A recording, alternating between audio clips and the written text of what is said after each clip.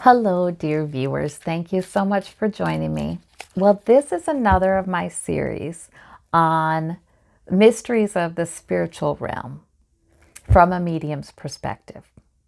So, I wanted to do a video on passing over, the process of getting ready to pass, what happens from what I understand, speaking to those who have crossed, and can we do anything to make this easier? Okay, so I believe that I'd like to say we all pass when we're supposed to at the right time. There is something to that. In some senses, that is correct. However, individual choice is huge. We have individual choice. A lot of people have this misconception that after they pass and move to the other side, that they don't have much control. They don't have much control in the passing. They don't have much control over on the other side. Not true. I mean, we are creators, made in the divine image, and we absolutely have free will through all of this, in fact. However, there during passing, I think some people are. It's more, okay. It really is time. You know what I mean? It really is time, and they're not given a lot of a choice. Instead, they're shown. I mean, they always do have a choice, but instead, maybe they're shown. Let me tell you, this is what you would have if you decided to come back right now.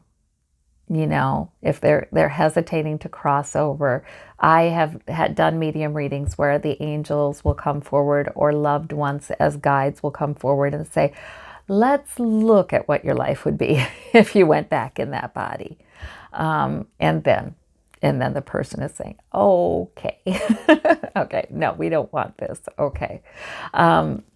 So yeah, there's sometimes where it doesn't feel like it's much of a choice, I do believe.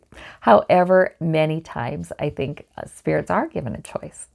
And you will hear this from people who've had near-death experiences. And I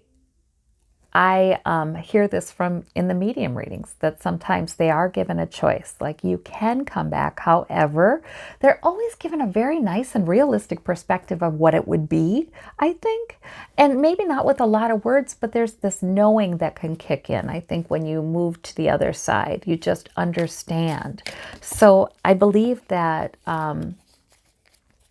sometimes they are given a choice, and sometimes they come back, and sometimes they realize, you know what? I've done everything I could there, and not this time. I'm not coming back this time. So that's kind of interesting. Now, more along what people do as they're getting ready to pass. I believe the best thing one can do to be ready to pass whenever that happens is walk in the divine here on this earth, because we have full access to the divine. We absolutely do. It's just that in these physical bodies, with this limited understanding, it's harder for us to enter that. We absolutely can.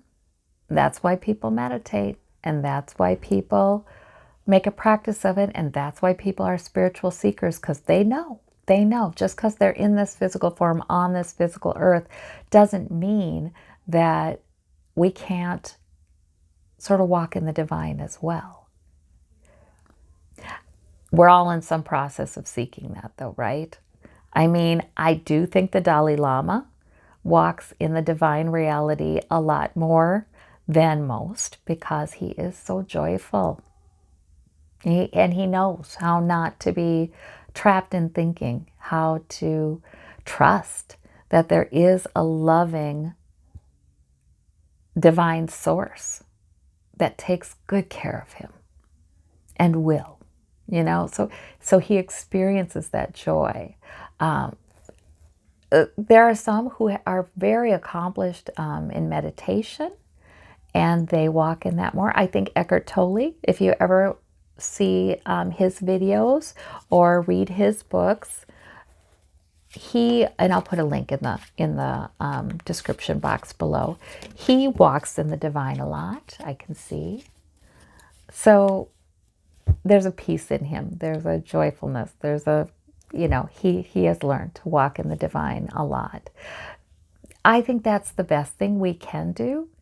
Also, to understand that to grow in our relationship with the divine, to believe it's a loving and caring, infinitely good force, probably the best word. But it depends upon how you see the divine. The divine will work with you. However, whatever conceptualization you want and need, the divine will work with you on that. It's important to grow in our relationship with the divine, I feel. It makes passing easier from what I have seen. And we can only do that from where we are, a little bit at a time, in a number of methods. Some people do meditate, absolutely, take meditation classes. Some people journal. Some people just really learn some things about mindfulness. Some people do get the help of an organized religion, and they go to be in the body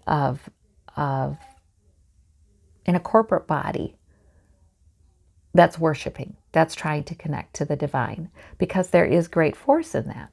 So whatever it is we do, I think it's just important to keep growing in that relationship and in trust in the divine. There is a natural resistance for most people, not all, for most people, I think, in passing, because our brain is wired to survive no matter what, right? So it's sort of going beyond all our physiology to get to the other side. So I often say people sort of end up giving birth to their own death, and it's a gradual letting go and surrendering.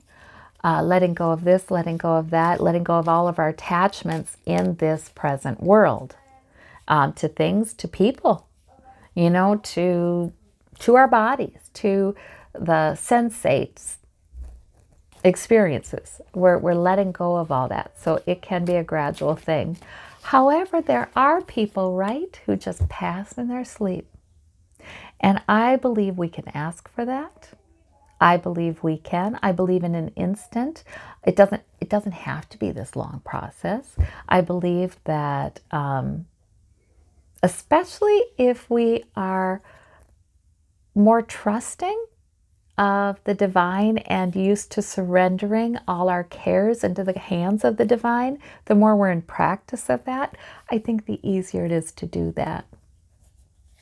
Of course, then, there are those who pass in an instant because their end was so quick physically, and they're just hopped out of their body looking at it. And some people pass like that. I do not know why. But they don't have a hard time giving birth to their own death because it's just that quick.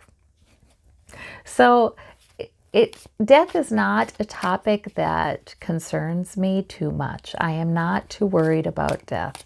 I believe what I hear during my medium readings is such joy and peace. The peace one.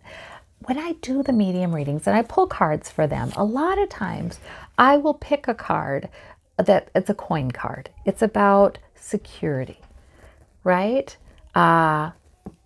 We have the Knight of Cups. Also, people, so they may have this sense of profound peace right away, or they may have a guide. They may have a guide that comes bringing good news. I bear good news. And the Knight of Cups is a charmer for sure, right? So very frequently, people will have a guide before they pass. They may see that guide, in fact, during the days and weeks before they pass, months before they pass, perhaps.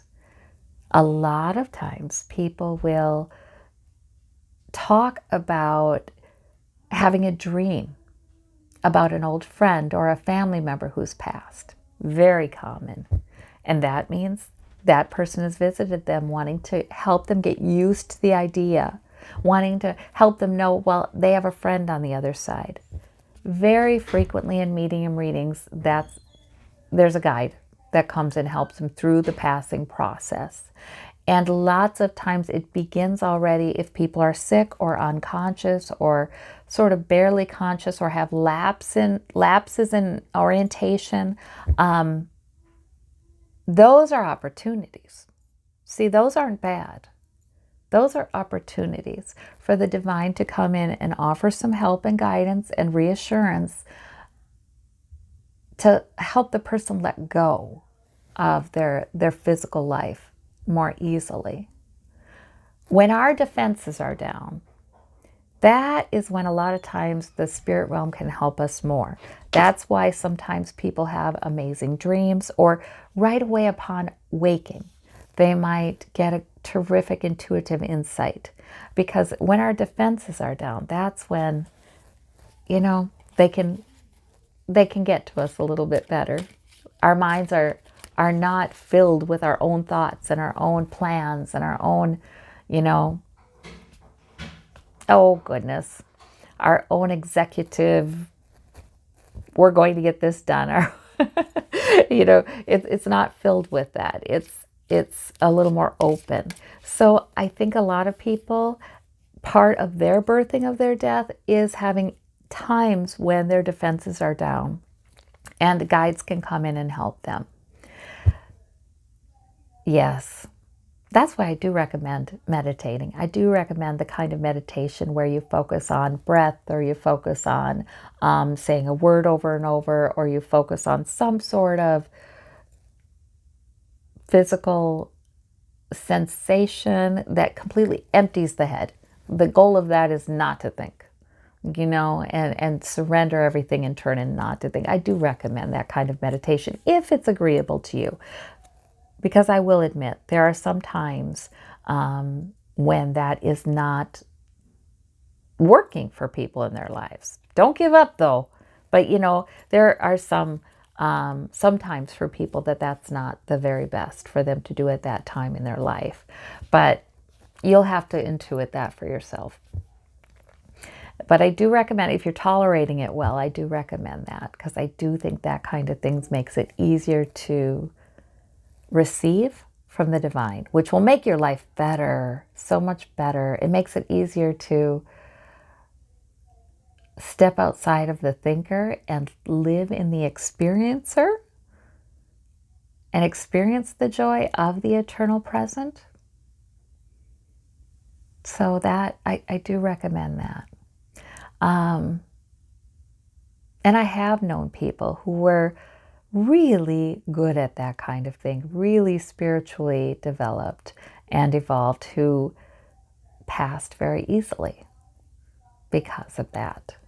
Now, for some folks, their dementia comes before passing, and that is part of their birthing of their death.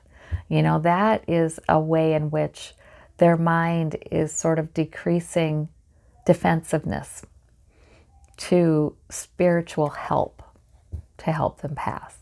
That can take some time. Many people, when they have dementia, they're wandering in the spirit, you feel like all the time almost. They feel like they're not there. Well, they're not. They're not there. If you visited somebody with advanced Alzheimer's and they just don't seem like they're there. Yeah, you're right. They're wandering in the spirit. They are communicating with the other side. That's what they're doing. And there is a consciousness, I believe, that transcends our human brains, so that even people with advanced dementia can have, during this time when they are getting ready for passing, they can have moments of lucidity where they're saying something and it's like, wow, that's my loved one saying that. I can recognize he or she is there. Or they have moments like that where you can tell that they hear you and they understand you, and you just look in their eyes and you see that awareness. And that is absolutely true, because that's their larger consciousness that you're seeing there, that transcends the dimension, the state of their human mind. So it is interesting. Death is a portal to a clearer and more complete experience of the divine. And I don't think it is to be feared. I really don't believe it is. I believe we all have to get used to, the best thing to do is get used to receiving, to understanding that the divine will bring us things that we wish for, things we ask for, things we have every right to expect. Not because we're perfect, not because we're doing particularly well. We can be having a terrible time in our lives and not very proud of ourselves right then and there. And still, if we can understand that our value does not lie in what we do, or what we say, or what we think. Our value lies in the fact that we are a piece of the divine. We are part of that whole. We are divine beings ourselves, and we are infinitely precious. And yes, we will have errors in this lifetime. We will have mistakes. We will have, things that we're doing that we're not so happy with. Spirit views all that very differently. We have all kinds of loved ones on the other side who remember what it is to walk in a human body and to try to see spiritually through a dark glass, They remember. And mostly they love us, they want to support us, they want to help us. They don't want to judge us. So judgment. I should talk about judgment, shouldn't I? So a lot of people, as I do these medium readings, I find that there are many souls who fear Judgment Day, right? Because of their religious teachings, they fear that they will be judged harshly and perhaps not found worthy. Yeah. And especially, I'm pulling a card to get a little more from Spirit about this, 9 of Wands, especially if they feel guarded and mistrustful, perhaps, of the divine, because they've had negative teachings about this, or they've had teachings that you deserve to be judged, or maybe messages about the divine that were mixed with human efforts to control them, and fearfulness. If they have that kind of history, they may really fear being judged, actually, by the divine. And many medium readings, I have souls telling me, oh my gosh, it's not like that at all. It's not like that at all. And telling me, instead they felt this tremendous warmth and love and acceptance. So I think some souls, if they have a lot of religious teaching and that's what they expect to see, sure, Source will grant that to them. Sure, we'll set up a throne over here and we'll love you from it, like that. We won't judge you, we'll love you from it. So I do think sometimes that people do experience that imagery because that's what they're expecting to see, but the Force is still loving and kind and forgiving.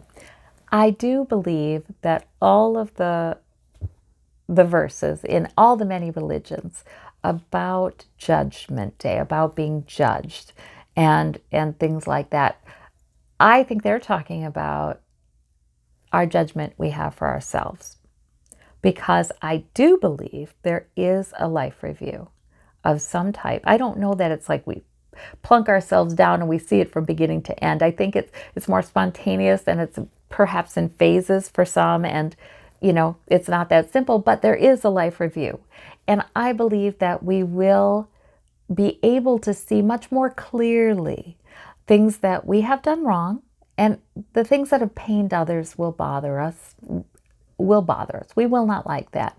However, we do this with help of the divinity, knowing we're loved, knowing we're secure and safe, not being burdened with all of the intense emotions in this body, in this brain, and just with all this love and support. So we can do that life review without becoming self-hateful or self-loathing or punishing ourselves emotionally. No. We may feel the sadness that others have felt. We may feel that a bit. Yeah. So I think all those verses about judgment are like that. But I also think most people, the vast majority of people, their life review is enlightening, and they're happy to do it. And there's much more joy. There's much more,